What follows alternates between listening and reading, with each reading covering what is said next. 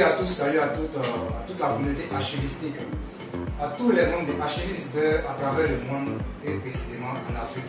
Aujourd'hui, je me retrouve face à deux invités, deux grands invités, de grosses structures présentes à Abidjan, Plateau et quartier des Affaires.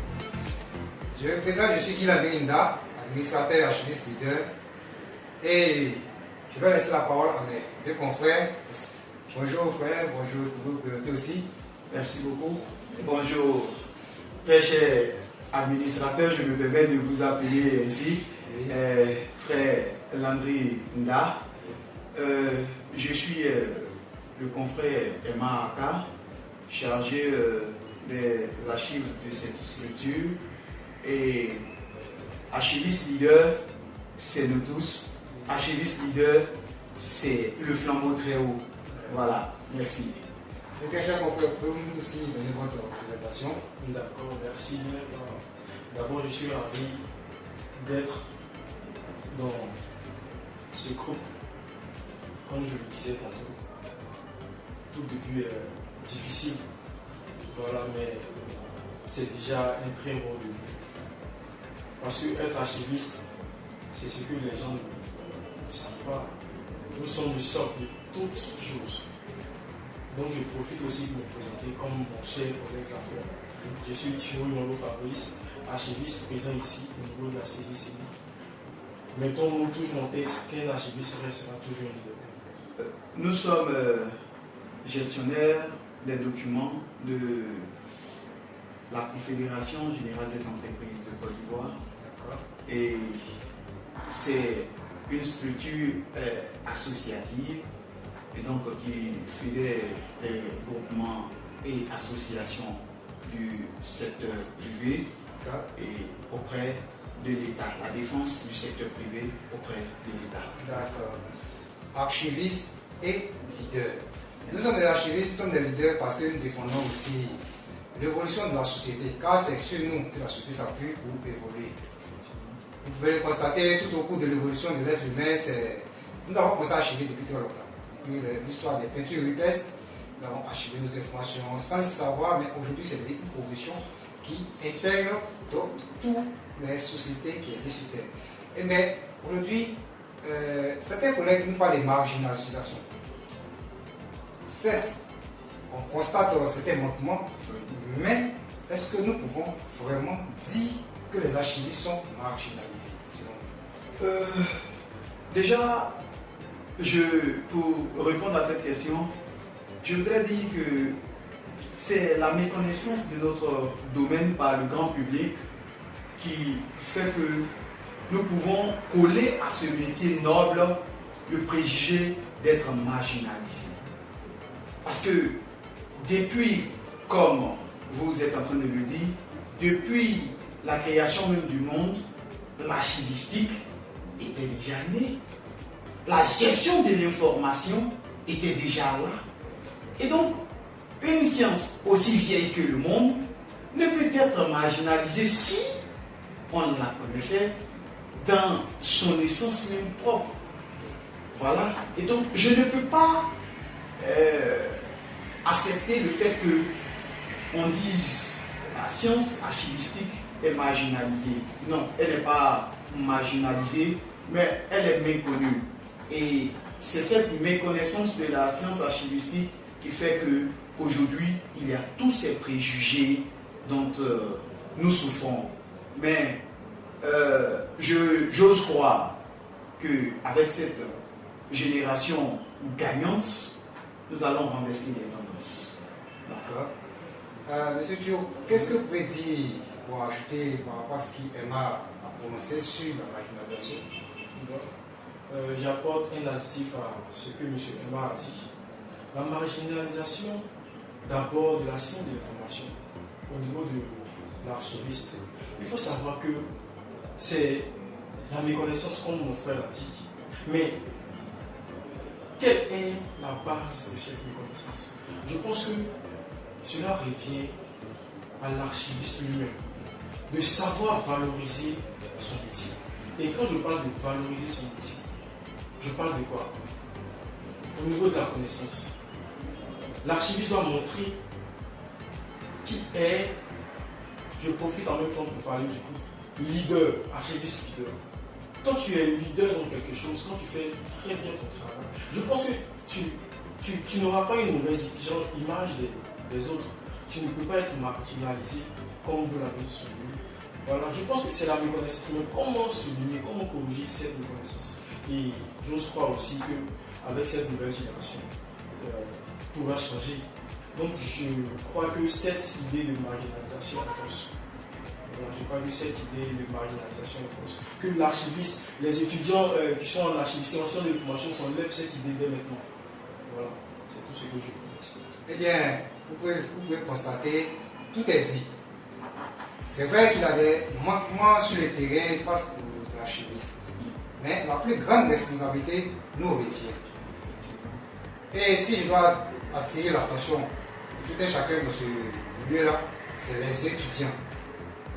Certes, vous avez été formés dans de très belles écoles, avec des bons professeurs, mais ne vous limitez pas à la formation théorique que vous avez reçue à l'école. Imprégnez-vous du terrain en vous approchant des dévanciers pour un partage d'expérience. Cela vous permettra de mieux gravir les échelons dans le jalon professionnel. Un autre souci, c'est que, hormis la marginalisation, les archives ne sont pas prises en compte dans l'organisation des entreprises. Parce que d'autres, soit trouvent ça inutile à y investir, parce qu'ils se disent que c'est un investissement qui n'est pas rentable. Selon vous, est-ce que les archives ne peuvent pas influencer la rentabilité d'une entreprise? Effectivement, à ce niveau, je suis très content de parler de la rentabilité de notre domaine pour avoir été dans des cabinets documentaires ou pour avoir commencé mes débuts dans un cabinet documentaire. Les archives sont un moyen de rentabilité très efficace. Aujourd'hui, si dans le secteur, je dirais, économique, nous devons avoir à chercher là où il faut des ressources, c'est dans le domaine informationnel. L'information est plus que primordiale. Celui qui détient en premier l'information est le plus fort. Fort financièrement. Alors, comment une chose qui procure à une nation ou à une personne d'être forte peut ne pas lui être rentable? J'ai été dans des cabinets, comme je viens de le dire, et nous avons eu à prendre des marchés qui sont allés à hauteur de 800 millions, pratiquement 1 milliard. Et ces marchés-là ont été exécutés de bout en bout jusqu'en finition. Je pense bien que si les structures qui nous engagent pouvaient nous faire confiance et nous donner de leur prouver que les archives peuvent apporter un plus en termes de marché à leur structure, ils verront bien vraiment comment est-ce que nous pouvons avoir cette rentabilité à leur niveau. Il y a un bureau d'études de la place. J'ai approché les archivistes de ce bureau d'études. Ils m'ont dit, nous avons monté un projet d'archivage externe.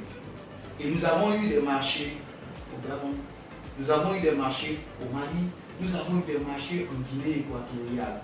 Et même les marchés dans le public ivoirien peuvent nous permettre d'assurer le salaire de tout le personnel. Et quand nous avons fini d'assurer le salaire de tout le personnel par année, il va encore nous rester près de 200 millions comme économie. Ça n'a rien à voir avec les marchés que nous irons chercher à l'extérieur. Nous avons déposé le projet sur la table. Malheureusement, le projet est encore sur la table jusqu'aujourd'hui. Voyez-vous comment est-ce que les archives sont rentables? Ils ont mené le combat, ils ont mené les démarches, ils ont mené les études Et ils ont trouvé que même la Côte d'Ivoire seulement, c'est même pas le secteur privé, le secteur public pouvait permettre, les marchés qu'ils auront dans le secteur public pourront permettre de payer leur personnel et d'avoir un gain, sans oublier les marchés extérieurs. Je crois bien que les archives ne sont pas rentables, c'est une idée qui ne tient pas. Faites-nous confiance, les dirigeants d'entreprise, vous verrez. Certes, la touche le côté prestation, mais au niveau des administrations, pourquoi est-ce que l'implication des archives peut faire rentrer de l'argent ou peut faire économiser de l'argent? Je vais prendre un exemple pour mieux expliquer ce que je veux dire. Au niveau de la rentabilité, je prends un exemple tout. Nous sommes dans une administration et il n'y a pas d'archiviste. Il n'y a pas d'archiviste dans cette administration. Imaginez-vous le tas, la masse de documents que la comptabilité doit gérer. Supposons qu'ils ont eu un contrat il y a 10 ans, 15 ans. Il n'y a pas d'archiviste. Et il surgit un problème. Au niveau du contrat, le document est perdu. Supposons que, je prends un exemple, supposons que ce comptable-là, le comptable qui devrait gérer, n'est plus, ou bien il n'est plus de la société. Le nouveau comptable qui vient, comment il pourra s'en sortir si il n'y a pas d'archiviste? Qui a géré les documents? Où se trouvent ces documents? Comment gérer ce problème? Vous voyez, si c'est un crédit que l'entreprise devrait payer, ou bien l'entreprise a déjà payé, mais quel document atteste que l'entreprise a déjà payé? Mais évidemment, si l'archiviste existait dans cette société, vous voyez, ça allait éviter tout discours, ou bien ça allait essayer ce gaspillage inutile. Voilà, vous voyez, ce gaspillage inutile, comme on le dit. Et puis j'ai remarqué que dans plusieurs sociétés, là où je suis passé évidemment, il y a des sociétés qui aiment des doublons.